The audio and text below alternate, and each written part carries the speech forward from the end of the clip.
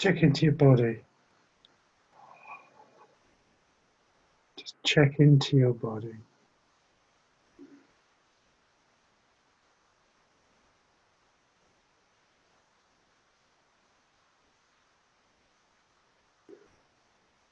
Getting out of your mind and into the body.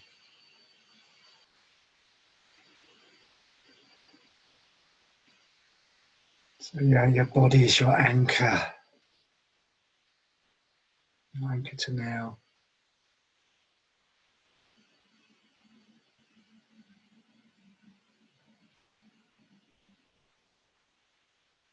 Remember, surrender.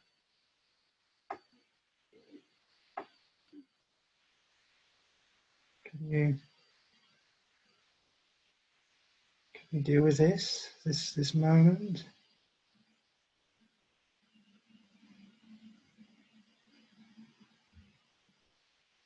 Okay.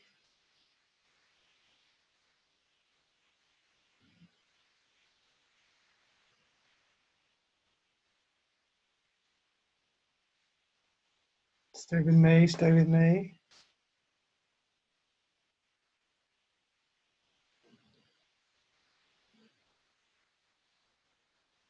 See how your mind wants to repeat those problems.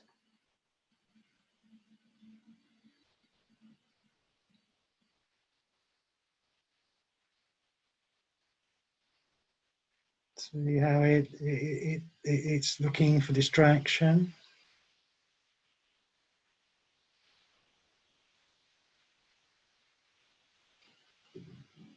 Maybe it's addicted to worry.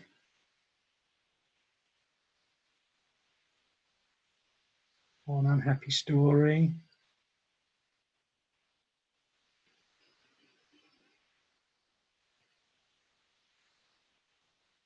We're back in the body, we're back in the here and now. Just this breath. Just this breath.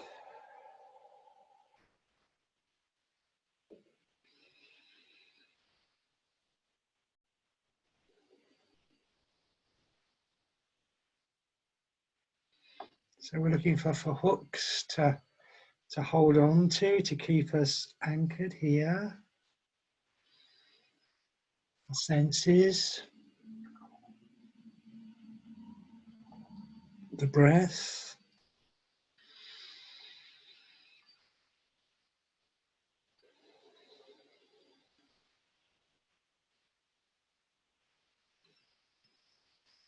And we're just resting in the body, we're having some time off from all that stuff in the head. Or some time off from all the what ifs.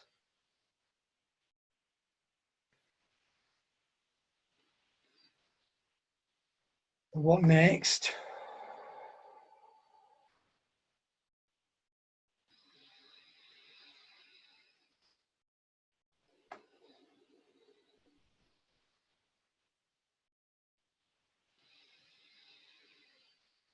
And checking into the body all of the time. So what am I feeling now?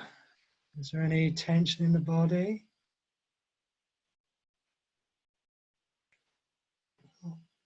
Right or wrong?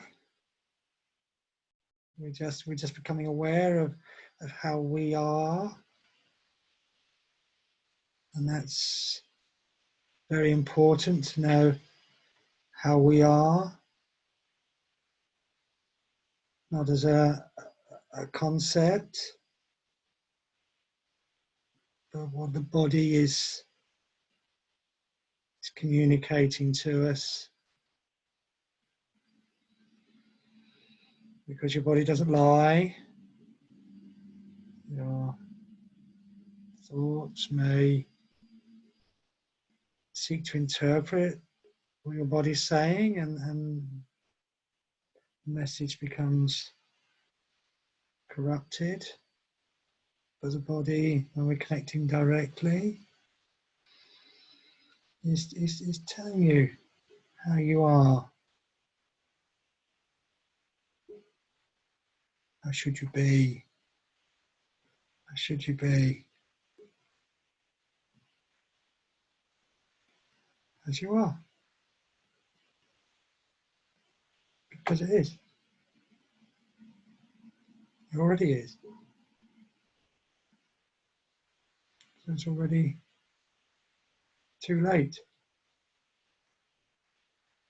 We're aligning ourselves with what is. And there's that peace that comes with that. Can we be stressed and at peace? Can you feel fear and be at peace? Can you feel anger and be at peace?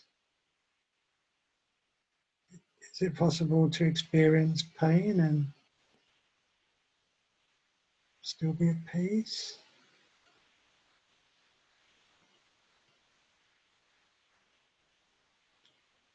There's a lot of pain about, isn't there?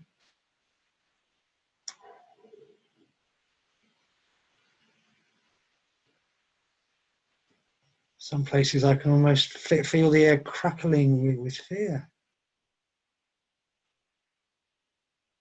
There's kind of grief too. Of what we lost.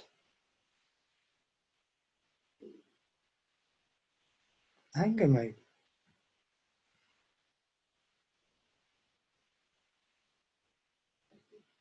God, particularly if we're locked down with people, with others. Very challenging.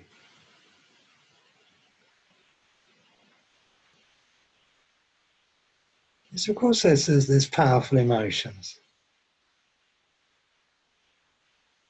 How should it be? As it is. Because it is.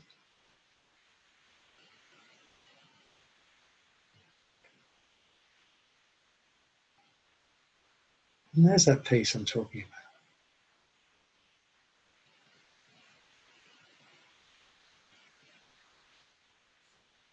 I want to explore with you this evening how we manage our emotions consciously. We touched upon last week how we project into the world around us an expression of our emotional intention, and our state of being is of paramount importance in everything that we do. And we touched upon how through our state of being we affect others and maybe even affect the entire fabric of reality. But sometimes we experience pain.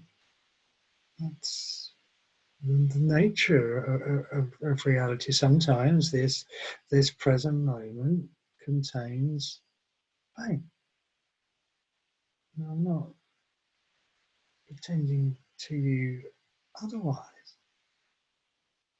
And it's very important that we attend to this pain properly. That we don't allow it to consume us.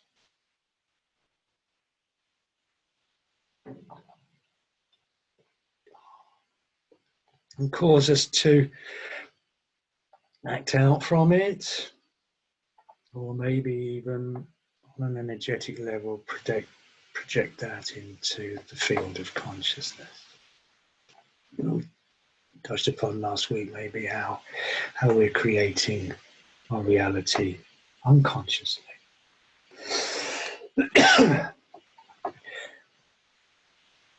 Mindfulness of emotions, awareness of our emotions. Until we are aware of our emotional state, and have tools to manage ourselves emotionally, how can we effectively manage what we put out into the world? We're driven by our fear, we're driven by our anger, we're driven by our loss, our lack, our regrets, and that affects us, and that's what we see in the world, and that's what we project into the world. So it's very important that we become aware of ourselves, that we manage ourselves consciously. Is it possible to feel anger without becoming angry? Is it possible to feel fear without becoming anxious? Yes. But before we can do any of that, we must be aware of how we are. So I'm not offering you an escape from pain. That's not my job here. My job is to help you realize that pain is part of the human condition. And it appears sometimes in this present moment. And that pain is not bigger than you. It is not able to drive your thinking and your behavior and project itself into the world around you. And actually, if we can bring awareness to that, then there is an opportunity for transformation, healing, and through us, through transformation in the world around us.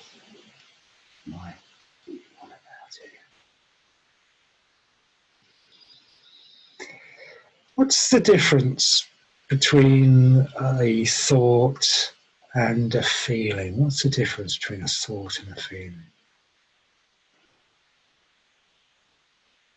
You consider that? Are they the same thing?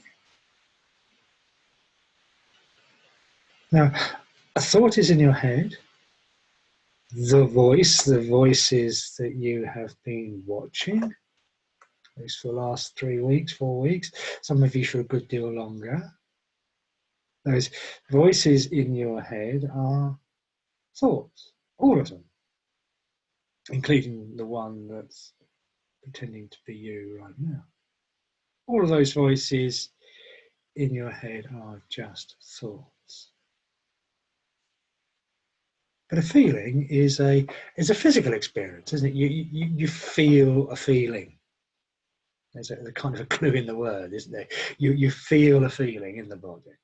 And different feelings, we might feel in different parts of the body. I'm generalizing here. This isn't always the case, but maybe it's a good place to look. Maybe anxiety maybe you might feel that in the lower stomach, perhaps, kind of a butterfly feeling sometimes, quite commonly. Anger, quite commonly, is experienced as a heat, a sensation, maybe in the solar plexus. Heartache, loss, heartache. It's here, isn't it? It used to be sort of common language before we got so disconnected from the body. It's here. Frustration, maybe feeling quite a bit of that, being locked down with other people. Yeah. We used to talk about being choked there in the throat. Now, you may experience emotions in other parts of the body, or sometimes it's a more general sensation, but these are useful places to look. So the thoughts in your head and the feeling is in your body. And they're not the same thing. And I hear people get quite confused about it. They might say, Adrian, I feel that you're an idiot. I might say, well, okay, you think I'm an idiot. But maybe there's a feeling of irritation attached to that. The thoughts here, the feelings here. Maybe there's a feeling of irritation attached to that, at which point it's probably getting a good deal stronger. Thoughts here, feelings here. Excuse me.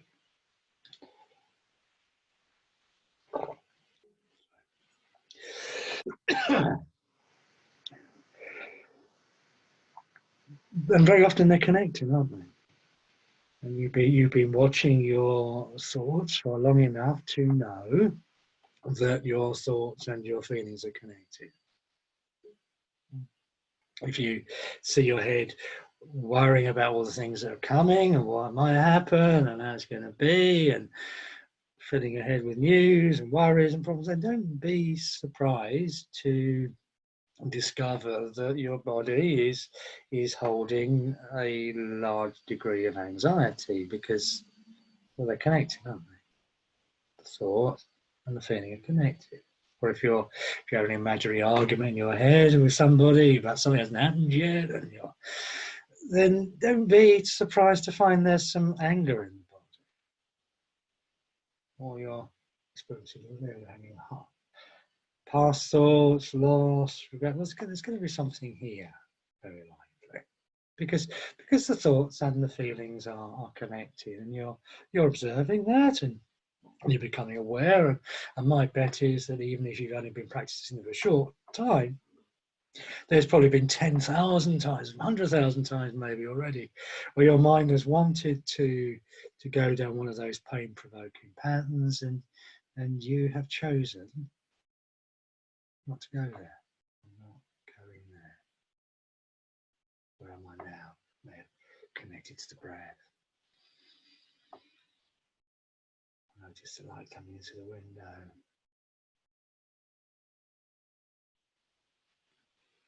And every time you've pulled your attention back to here and back to now, and out of that pattern of painful thinking, then you have saved yourself some suffering. I couldn't imagine trying to go through this lockdown without awareness, without any ability to God, imagine the suffering that is causing. But you're lucky, because you know there is only now. And every time you bring yourself back to the here and now, away from that worry or that problem, and then you've saved yourself from unnecessary suffering. But not just you. Because when it comes to suffering, we like to share it, don't we? We like to spread our suffering amongst everybody, especially people we care deeply about. And that's really got to stop. And you are stopping.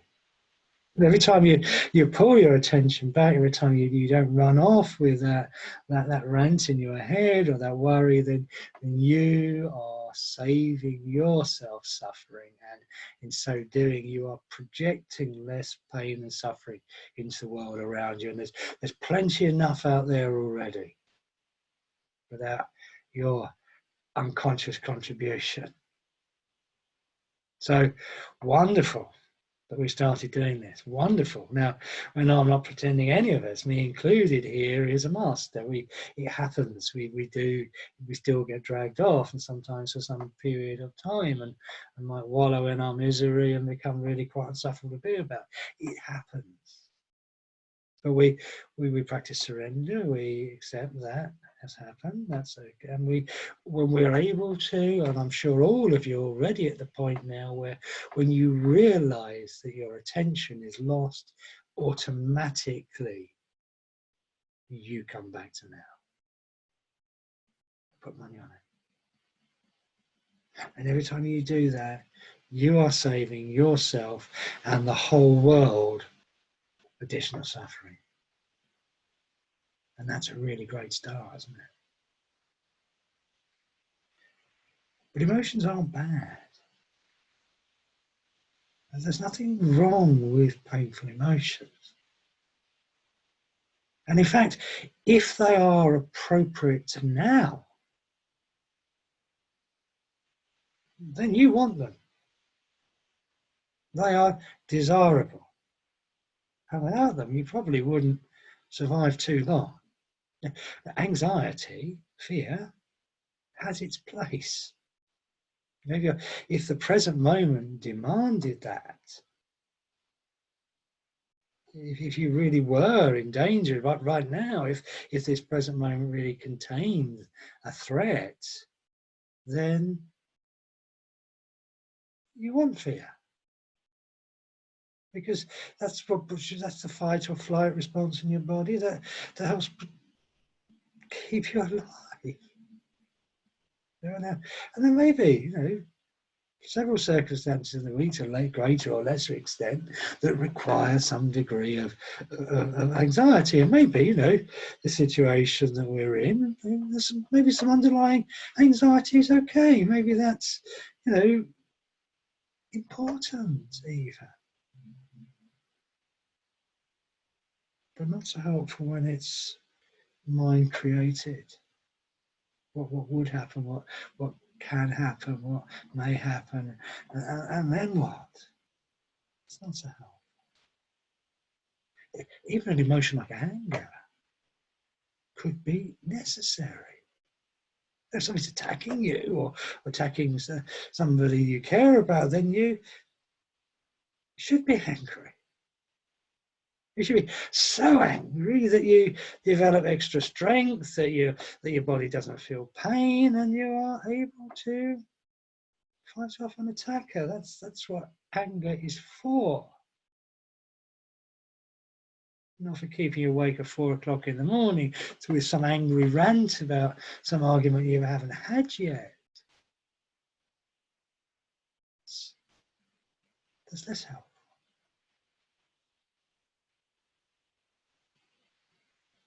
Loss, grief, yes, these are important emotions.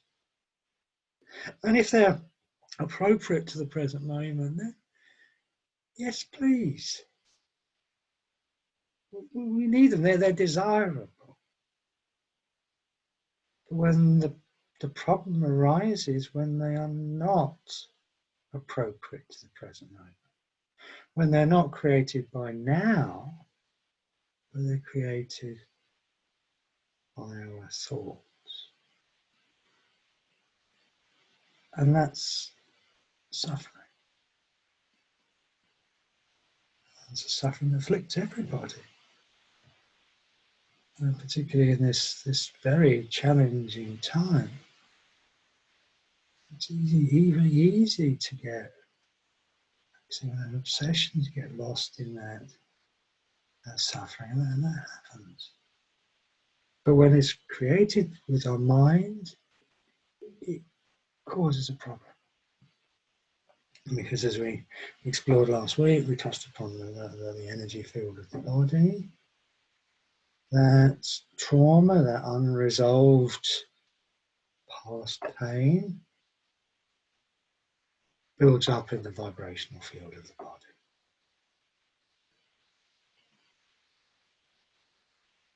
I said very flippantly in that first week that, of course, the past doesn't exist. Well, the past doesn't exist. Linear time is entirely a creation of the mind, a thought-based analytical mind. Big mind, and there is no time, there is no past. But we carry with us into the present moment our conditioning, our past suffering, a residual field of suffering into the present moment. I'm going to, many of you have heard of a chap called Eckhart Tolle. I'm not sure what they call him. He's German. I think it's Eckhart Tolle, really, but he's in Canada now, so it's Tolle. I don't think he cares. But anyway, I'll call him Eckhart Tolle. Also the power of now. I want to encourage you all to read his books and find him on YouTube. An incredibly gifted and conscious teacher. He refers to this energy field, this body of pain, as a pain body, because he's quite a simple chap. So let's call it a pain body. And now I'm going to use his terminology. Other traditions might call it something else. I think, in traditional psychotherapy, sometimes when they're talking about the subconscious, they're pointing towards this, maybe that there's something that lurks in the shadow, below the level of our conscious awareness, that creates our reality, that drives our thinking, drives our behavior, and creates our experience of reality. People like Ken Wilber will refer to this the shadow self.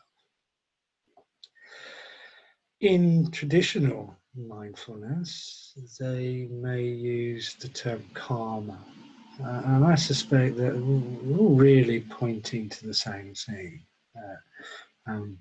Karma, that says essentially, is a collection of our misdeeds, our suffering, that we build this karmic debt, this body of debt, of suffering, that causes us to project that into the world around us. So we create in the real world, in the physical world, an outer reflection of our own karmic debts. And what they say is that we've been collecting this body of suffering, not just in this lifetime, but many lifetimes prior to this. This goes way back.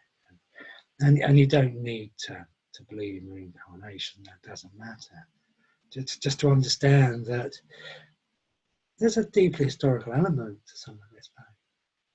Maybe we inherited from our parents or our grandparents. There's just how far back does this suffering go?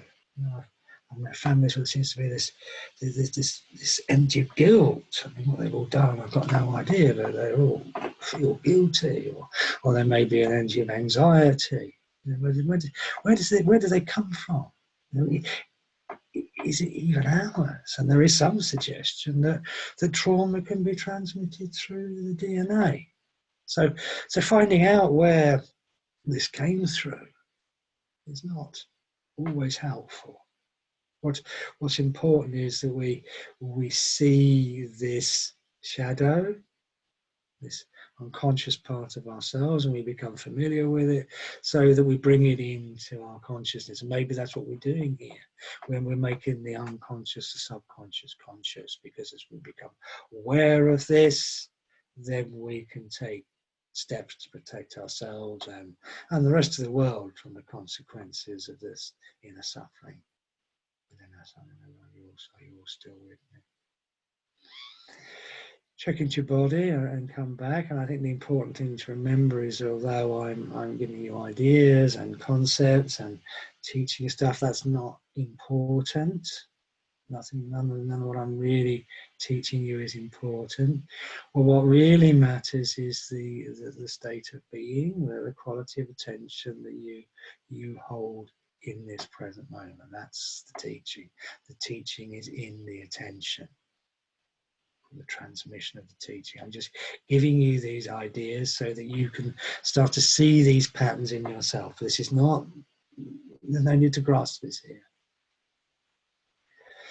So the pain body. And there's a deeply historical element to this. And you may notice this in people. Sometimes they will react completely over the top, over a silly little thing. Because it's not a silly little thing, is it? It's the fact that silly little thing has triggered a whole body of repressed hurt that has fed into, I don't think it's rejection, maybe a clumsy remark. No, that's extends to myself. Clumsy remark, or I might bring up a whole wave of hurt and rejection, not because of what was said, because of what it unresolved pain that feeds into. Maybe it might be some anger, resentment, but that little thing triggers all of that past pain. Do you see that in yourself? Do you see that in other people? It's good to see in other people. More important that you see that in yourself. What is it? What is this? Because our pain body tends to have a kind of a character? What's the personality? Is yours angry? Is it jealous? Does it like to worry? Just become familiar with its little personality, because if you can see it operating, then you're going a very, very long way to stepping out of the suffering it creates, and becoming able to consciously create something different around you. And my pain really likes fear, it likes to worry. Oh God, it would love this. Oh, it would love this. There's no end to the depth of worry that I could go to in this situation. Oh, so nice not to have to do that. But before I was able to see, then yeah, I would have gone to the most awful place. In fact, I think I've been here and worse several times before, even when there was no situation to trigger that. There is no end to the worry that my mind could create. And I've even kind of, on occasions, makes you worry about the most absurd things, because if there's nothing really here for me to worry about, it will make something up, because it's addicted to worry, and that's what my pain body does. It likes to worry. And here's how it works. And something will trigger their anxiety. What comes that feeling? What could it be? I don't know. Maybe I like to worry about my health, perhaps. And oh, I don't know. Is that a sore throat? And then the mind's off. And it's worrying about the future, and then the next thing, and the next thing, the next thing. And all of these thoughts are feeding in to this anxiety. Do you see? So the anxiety grows. And I might panic and react. Or anybody else get them panicking. Oh!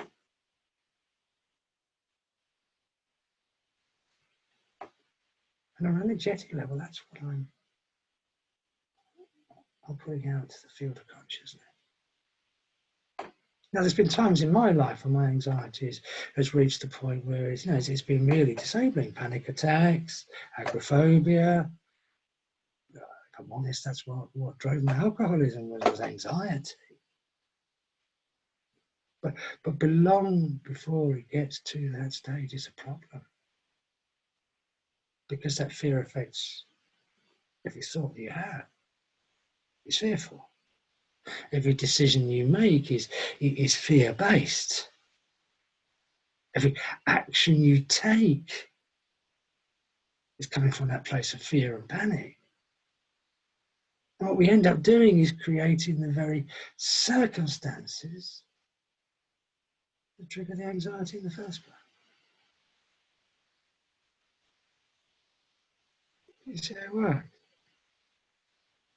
Fear comes up, we start to worry, the worry feeds the fear grows, the fear takes us over, we make stupid decisions, we panic, we react, we act from fear, we project that fear into the field of consciousness, and that's what appears in our reality.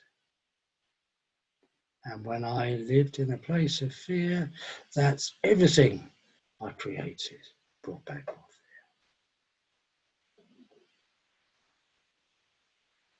I built things that on the outside looked successful. But all I did was cause me more anxiety because it was fear-based. And that's how karma works. Maybe your pain body is one of anger. This is wrong. That's wrong. Well, that's affecting you, isn't it? Those angry thoughts, moaning, groaning, they're creating an emotion in the body. And then that emotion gets into our minds, and our minds become more angry. And now we are projecting that out. It's affecting our behavior. We're seeing everything through angry eyes. We're interpreting everything with an angry story. We're reacting to an angry situation that we have largely manufactured in our heads. And then don't be surprised to find, people are getting angry with us. Start shouting at somebody, there's a fair chance that they might shout back. You haven't got rid of your anger. You spread it.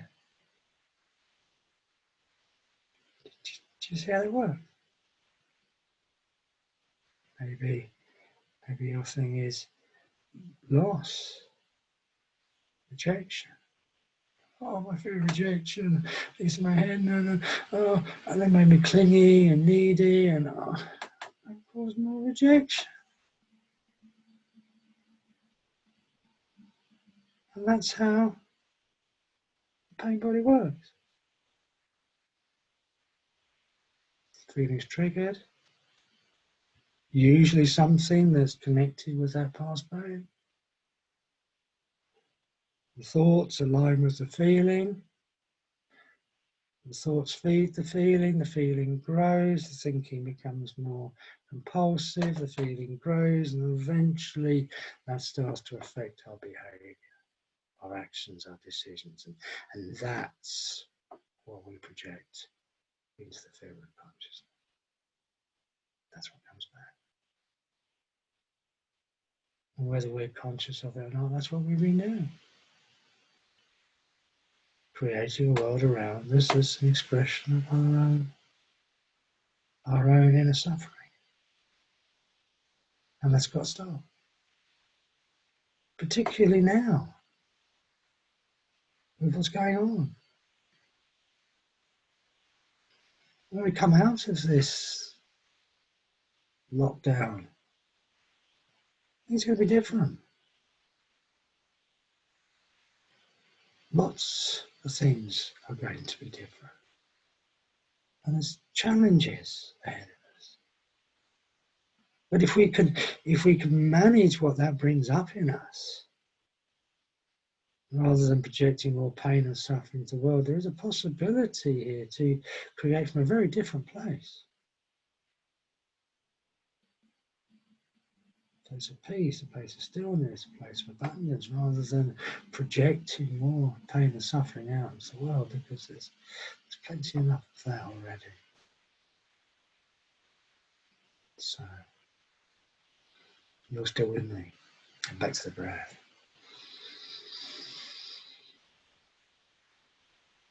Stay with the breath.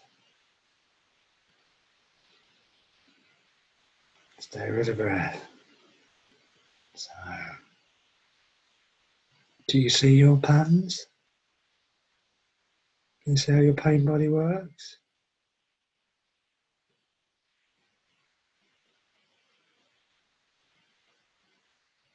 What do you do? How do you create your own suffering? Now, already you're off to a great start, because you're already observing your thoughts and bringing your attention back into the here and now, routinely stepping out of this. So the chances are you're creating a lot less pain and suffering than would otherwise be the case. And maybe that's already being reflected back to you. But sometimes it catches us, and that is how it is. So,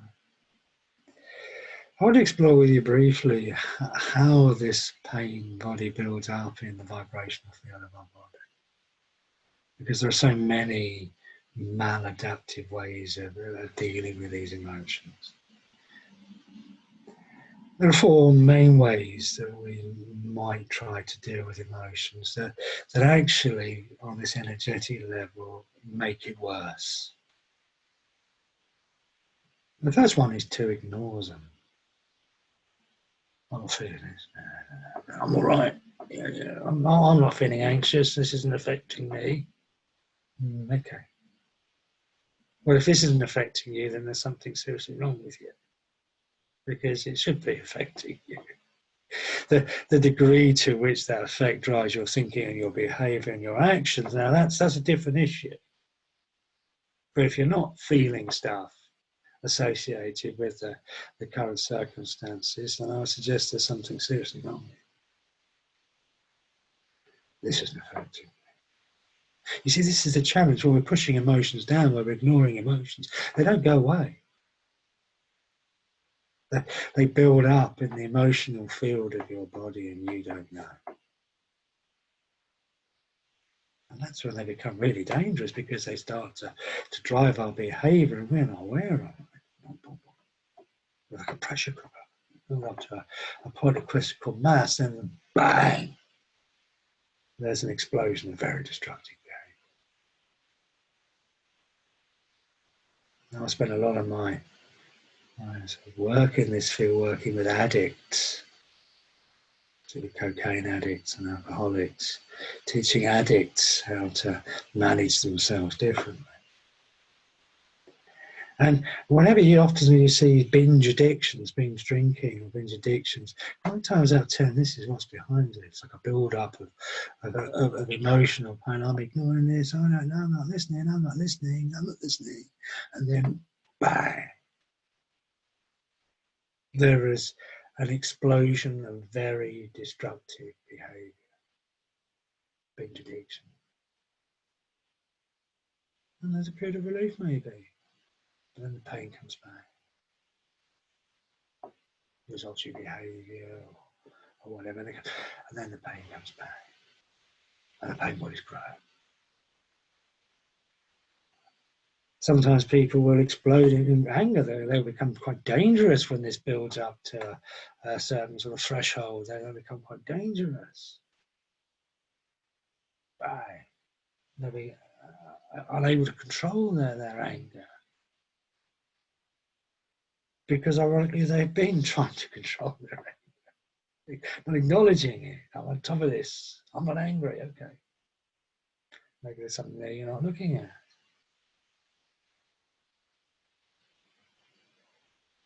But whatever the consequences of this behaviour, the suffering comes back tenfold. Think self-harm. Very often, when there's self-harm, this is what's happening. There's a build-up of unacknowledged pain to a point where I'm going to hurt myself. But whatever the consequences of this behaviour, the pain comes back tenfold, and the pain bodies grow until the next time. So it's really important that you start to feel that you know how you are. It's enough to know that you're not great. Look, I'm really stressed at the moment. I'm really angry at the moment. It's good to know. Because if I'm really angry at the moment, then it's probably not the best time for me to have that sensitive conversation, is it? Like we could wait. If we're very anxious at the moment, then that important decision probably needs to wait, because if I'm not aware of how I am, then I'm a liability to myself. I'm a liability to myself and to other people. So I encourage you ever so often to, when you check into your body, okay, we'll start with the physical body, aches and pains, okay, that's a clue, yeah, okay, that's a clue, the tension here, that's a clue. But on a more subtle level, what's happening inside me on an emotional level? Oh, there's a bit of irritation there. Yes, I need to be aware of that. There's a bit of anxiety there. Yes, I need to be aware of that, because if I can be aware of that, then the likelihood of it possessing me and taking me over and causing me to project that into the world is very greatly reduced.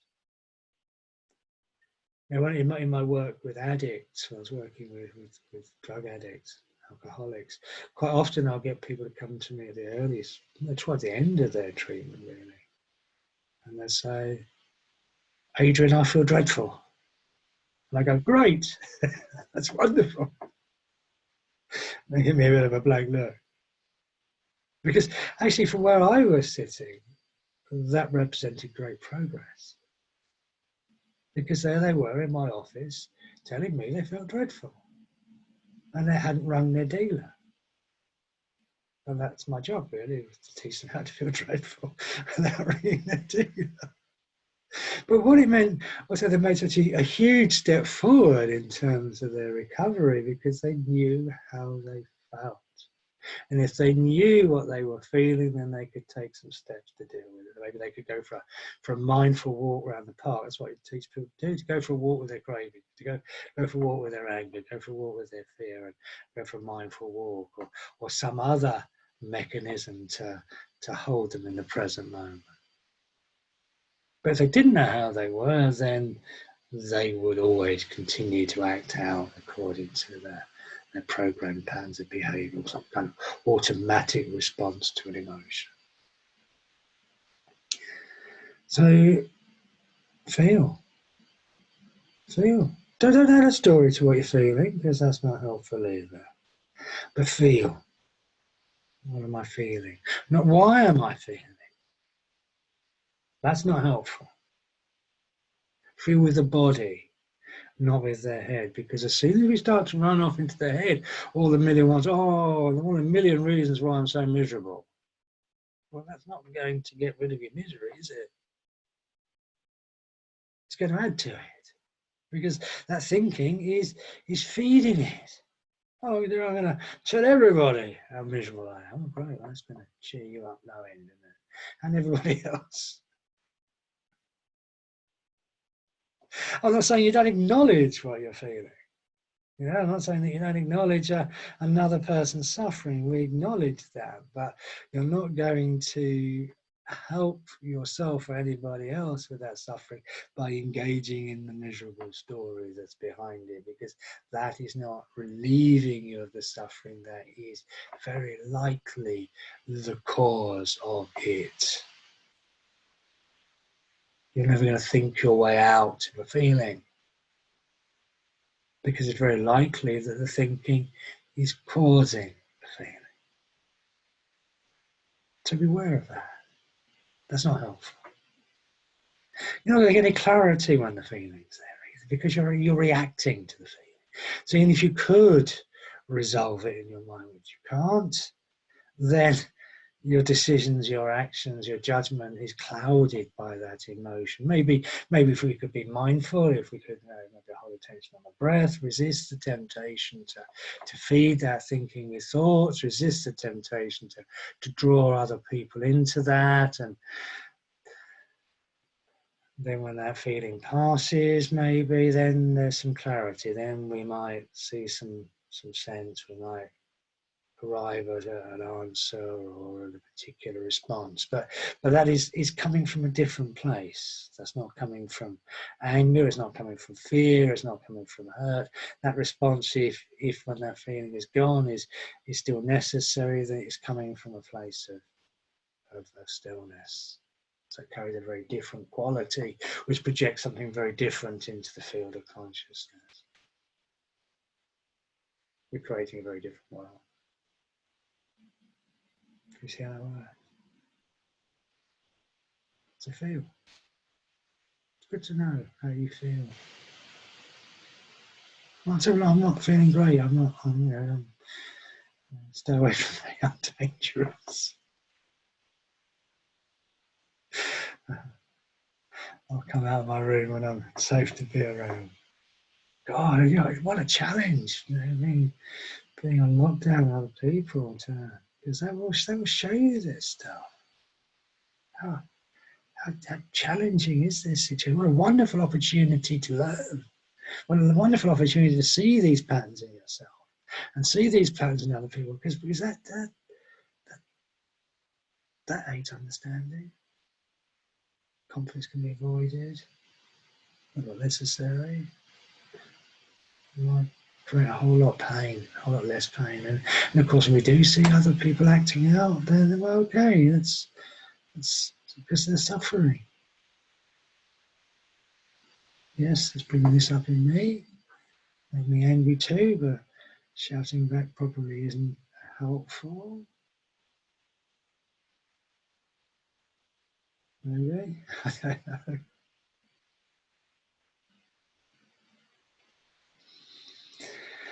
So don't think about your feelings. You're not going to get rid of them that way. You're not going to get any clarity that way. When the feeling is gone, then yes, there may be some clarity, and that may come in the form of a thought, but it won't be driven by the emotion, which means the quality of that is immensely better, brings immensely better results.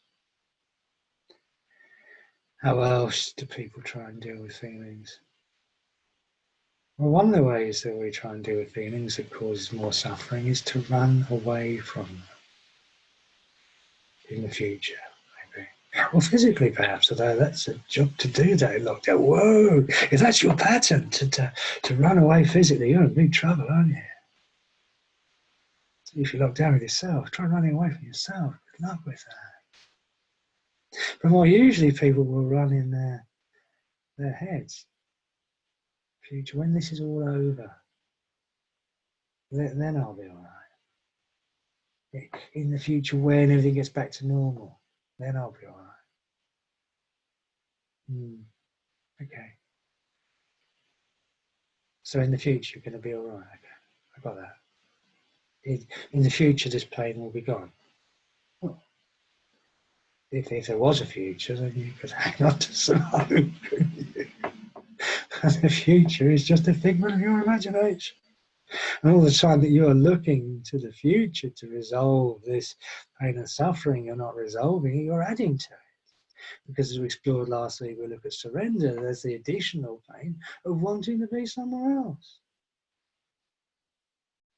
And that's suffering on top of suffering. And then there's the fourth way, which was my favourite. I can tell you after many years of dedicated research, this is a bad idea. And that is drink and drugs, addictions. It is normal to use a substance or a behaviour to deaden our emotional pain. That's normal. To avoid our emotional pain. Alcohol. What does it do? That's horrifying. I'm not telling you you've got to stop drinking, but you know what? If you really dive into this, you will. You will stop. It will give you up. Because what you'll realise is that your alcohol is stopping you feeling. And you want to feel. Because you want to know how you are. And you want to explore the hidden gem that pain contains. But yes, we use alcohol to avoid how we feel. I know. It's coming from somebody who had a very serious drink problem. So I used alcohol to avoid how I feel.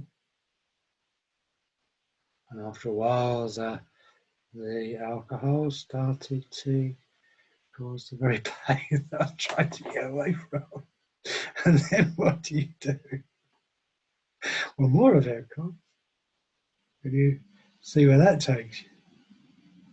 Now, that's the fate of all of us. If we're using something outside of ourselves to try and manage how we feel within, then we will always fall into these addictive traps. We have to. Whether that's drink, drugs, food.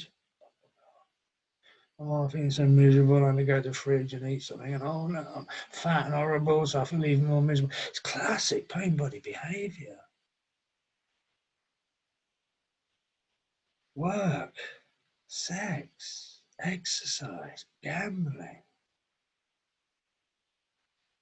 These things are pain body behaviours. They create the suffering that we're trying to avoid. And if you don't think you've got addictions, you think you haven't got addictions, you haven't looked, have you? I think the most pervasive one of all these days is this. See these? Have you noticed? Every time you feel some kind of emotional discomfort, a bit of boredom, a bit of loneliness, a bit of frustration, you reach for your phone. You notice how you do that? I know. I'm feeling a bit down about my life. A miserable life. I go on Facebook. Oh, everybody's coping so much better than me, and they seem to have such a wonderful time. I'm not feeling a great success about my life. I'll go on Facebook. Oh, look, so-and-so's got promotion. I've got a wonderful job and a wonderful car. And, oh, it's pain body. I'm not feeling good about how I look. I go on Instagram. I feel a bit angry. Twitter. Yeah, I'm a row.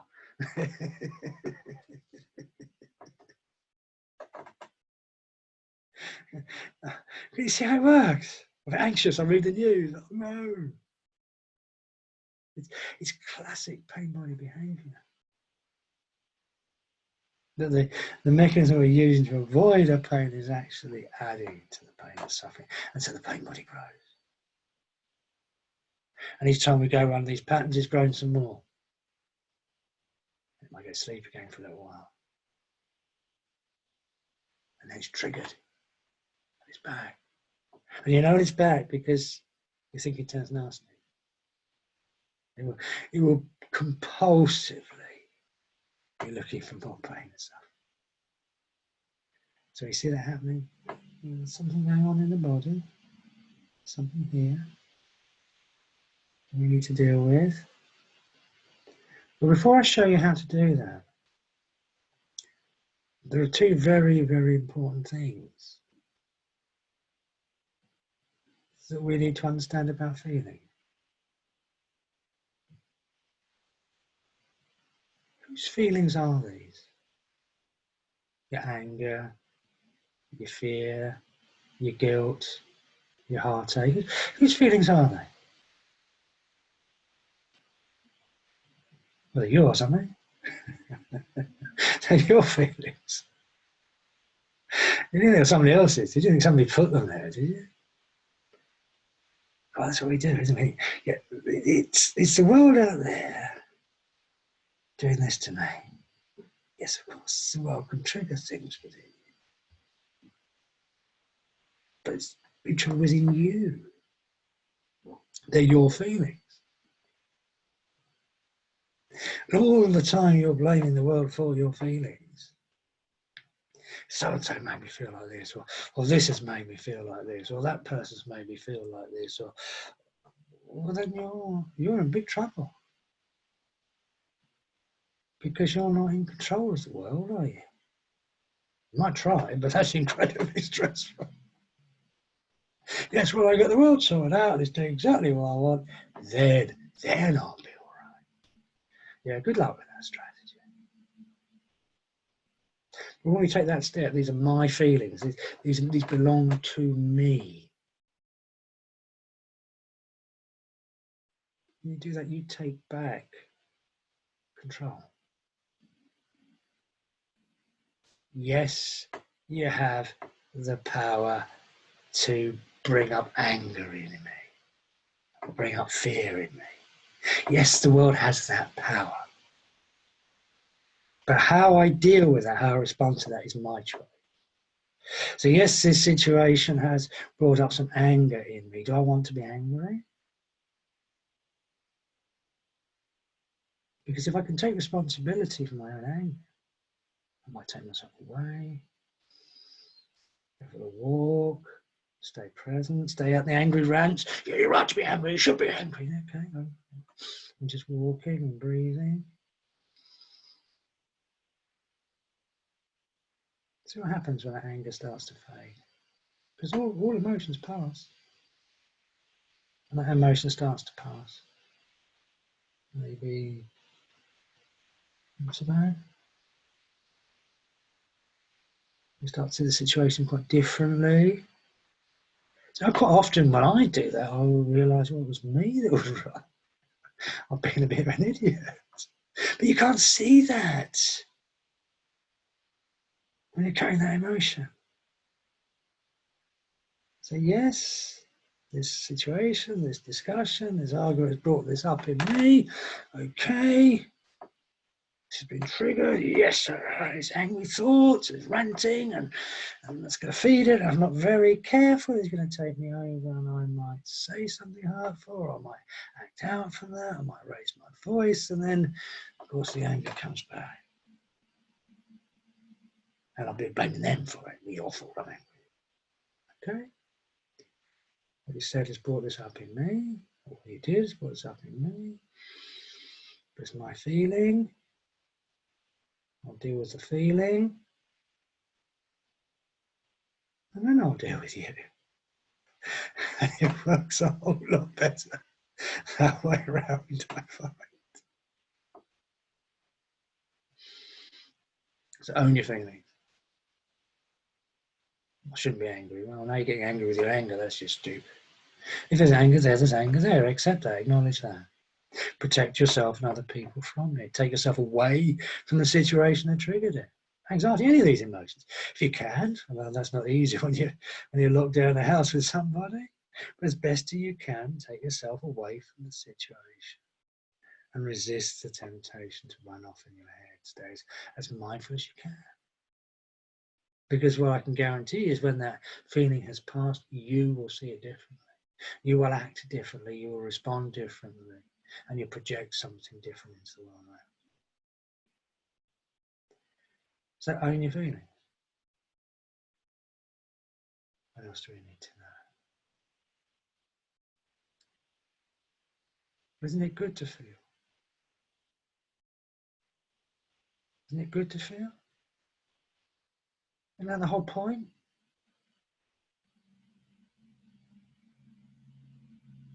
There's not too much feeling in this world, you know. There's way too little. Maybe that's changing. But feeling's good. Feeling's what makes you human. It's your ability to feel that connects you to other human beings. It is the essence of your humanity. What kind of people don't feel? You know? Psychopaths don't feel. Tend to be very successful in the world that was here before because they don't care. They're lacking something that you've got. Compassion. Because if you really start to feel, and I'm sure you are already starting to feel deeply, you realize that your feelings are not separate from the feelings of others. That you can feel another person suffering, or their joy, in the emotional field of your body. And that's compassion. And that's what regulates your behavior. Because the more aware you become, the more you realize that if you act in a way that injures or hurts another person, that impacts upon your state of being, your state of well-being. If you act in a loving, caring, compassionate, kind, generous way, that enriches you. That adds to your sense of well-being. And this is what the psychopaths don't understand. And I've got a funny feeling that we're taking the world back from the psychopaths. Not with anger, not with fear, not with that, but with compassion. So this is a higher level of intelligence. Because this connects you to something deeper. I'm not talking about morality here, that's a mental construction. And in my experience, it's the people with the strongest morals that do the most awful things because they're big on morals but lacking in compassion. This is your compass.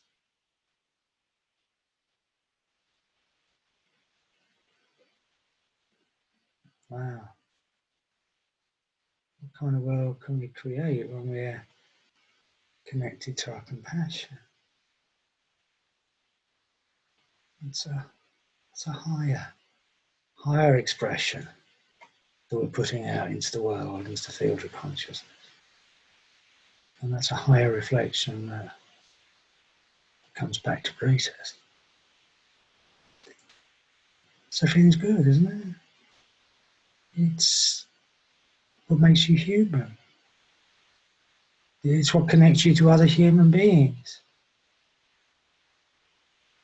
Isn't that the whole point? Isn't that what life's about for? Isn't that what it is to be a human being, is to feel deeply?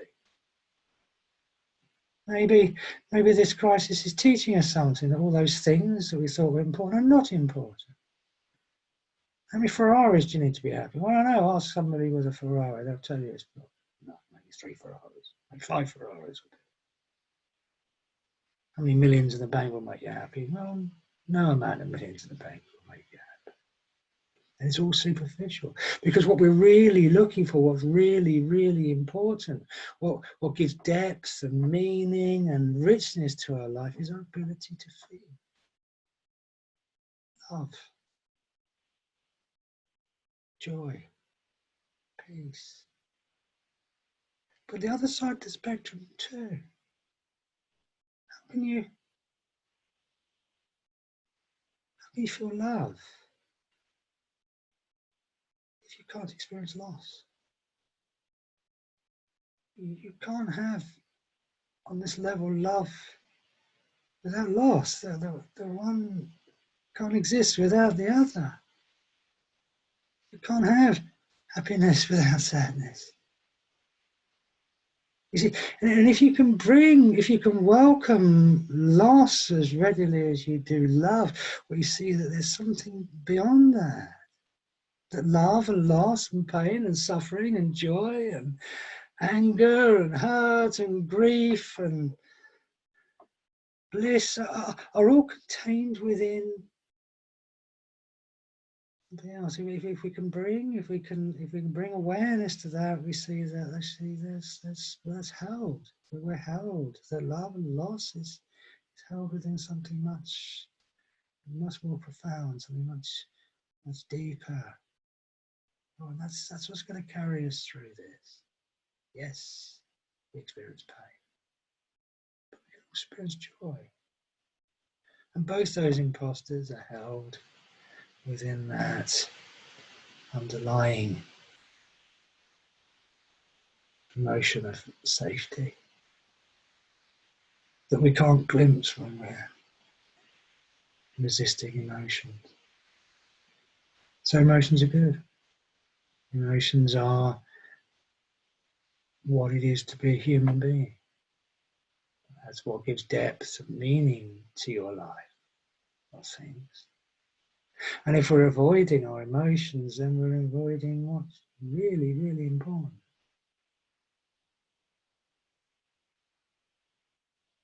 So we're going to have to learn how to deal with pain, aren't we? And what I want to do now is to finish this lesson with a meditation exercise that we call sitting with suffering. Sounds great, doesn't it? But I'll give you an idea of how we manage emotional pain consciously without projecting it into the world around us. Now, for this exercise, we're going to need a bit of suffering. Normally, I wouldn't encourage you to do this unless you are in pain. Now, if you're experiencing emotional pain, this is a wonderful exercise to do.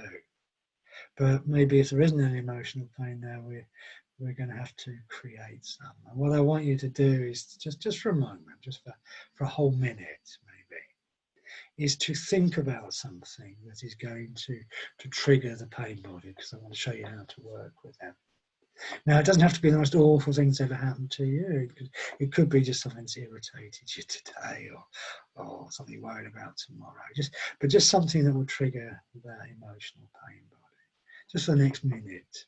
So off you go.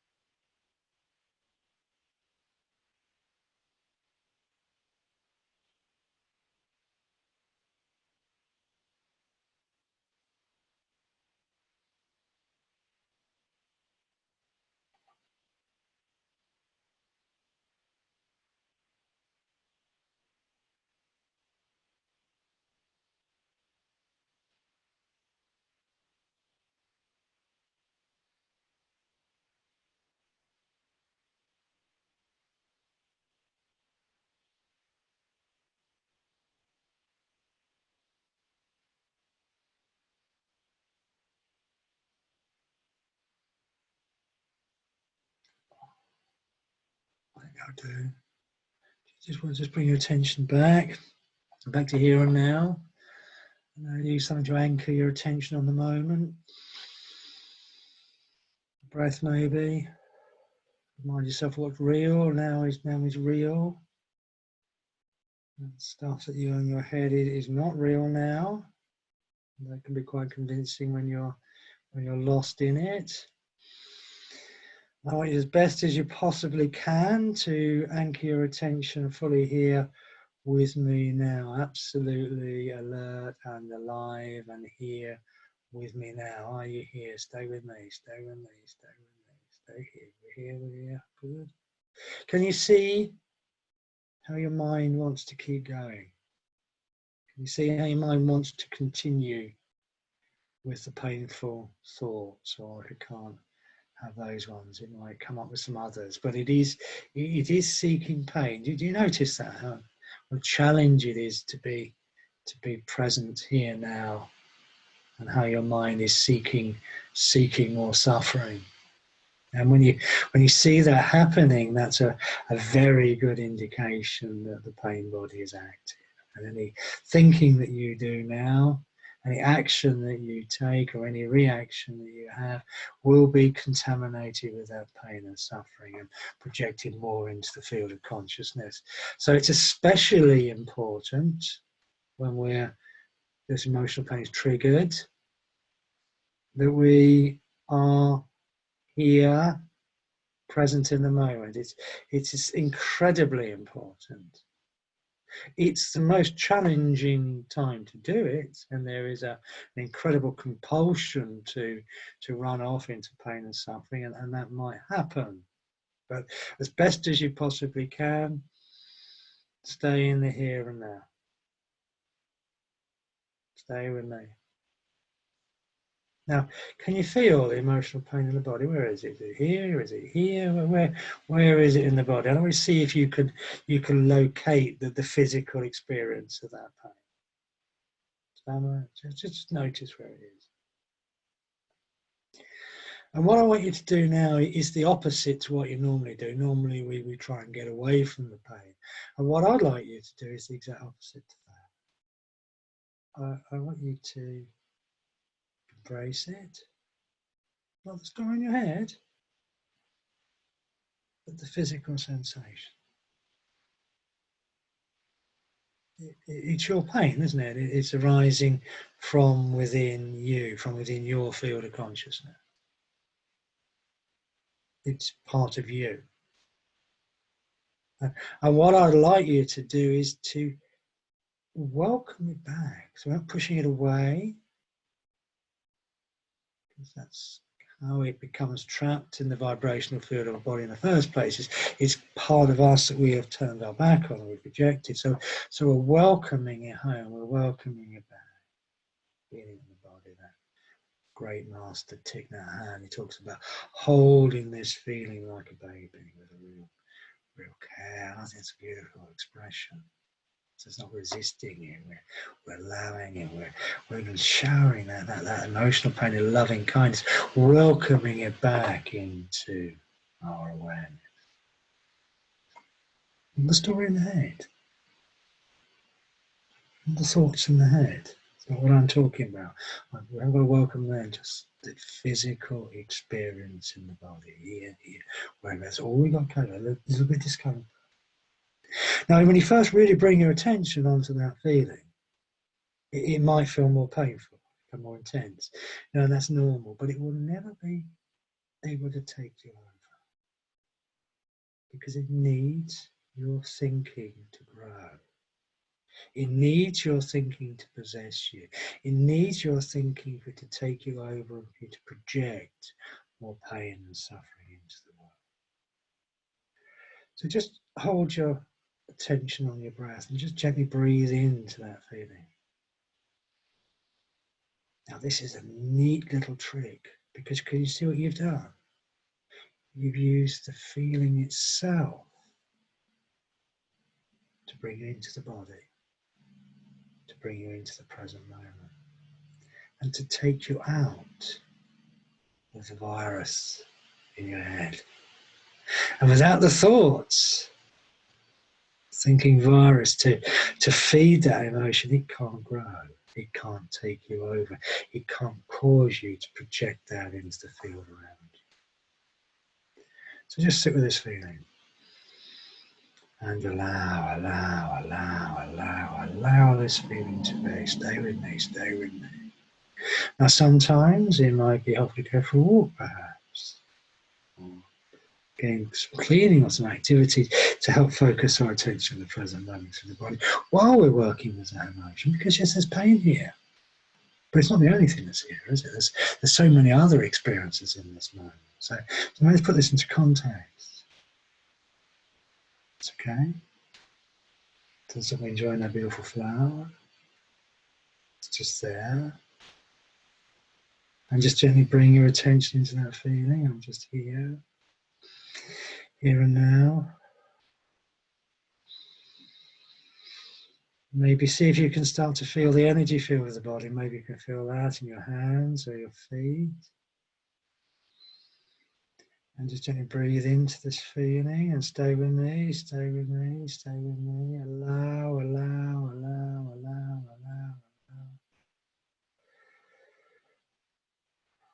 Sometimes there's tears.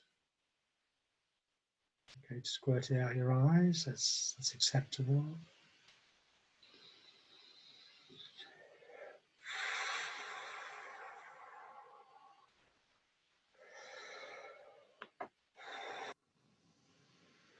Stay here, stay with the feeling, stay with the feeling.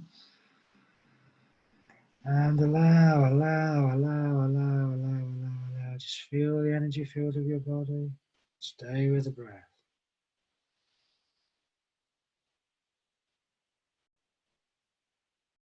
Stay with me.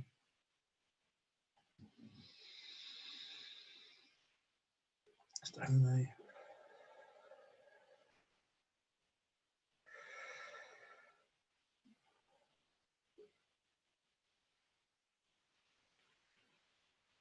Can you see what's happening? What's happening to the feeling? Still there? Gone? Stay with it.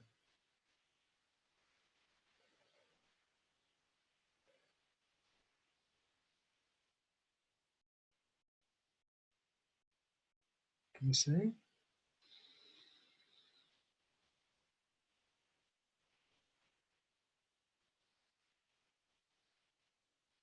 Sometimes you might have to sit with that feeling for a few minutes, hours, days sometimes.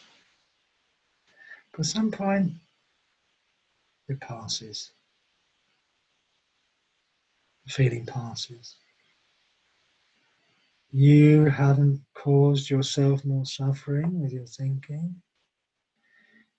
You haven't projected more pain and suffering into the world through your behavior, your reaction.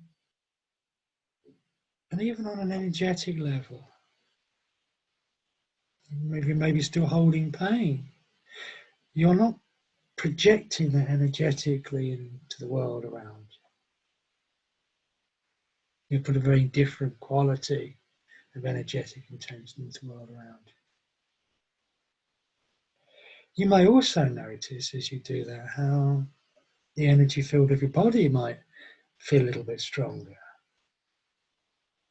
This is the hidden gem. Because every time you catch your pain body like that, every time you're able to bring that acceptance and that allowing in the present moment, awareness to that, then something happens. That the energy that was trapped in that emotion is released, which increases the overall vibrational frequency of your body, which raises the quality of the energy that you project into the field of consciousness. How would it be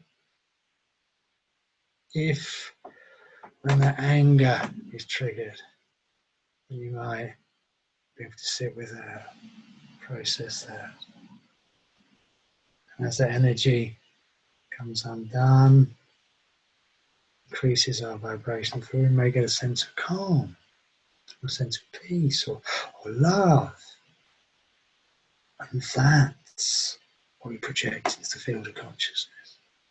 We maybe sit with some anxiety, some fear, and as we sit with that, suddenly it comes undone, we may feel calm, stillness. And that's what we project into the field of consciousness. Every time you catch your pain body like this, some of the energy is healed.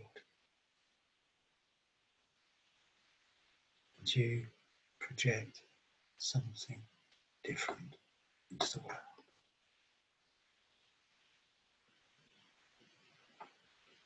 And that's what you're here to do.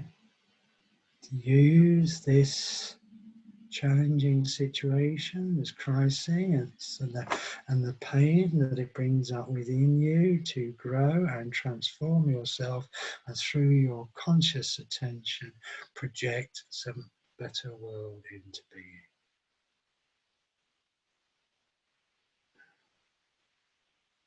You got your work cut out.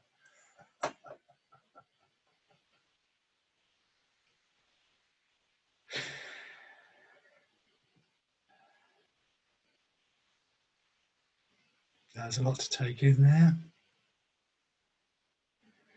And just telling you this doesn't mean to say that you've mastered it. There's practice involved, and I can't pretend that I am always able to consciously manage my emotions. But once you start doing this, things change very quickly.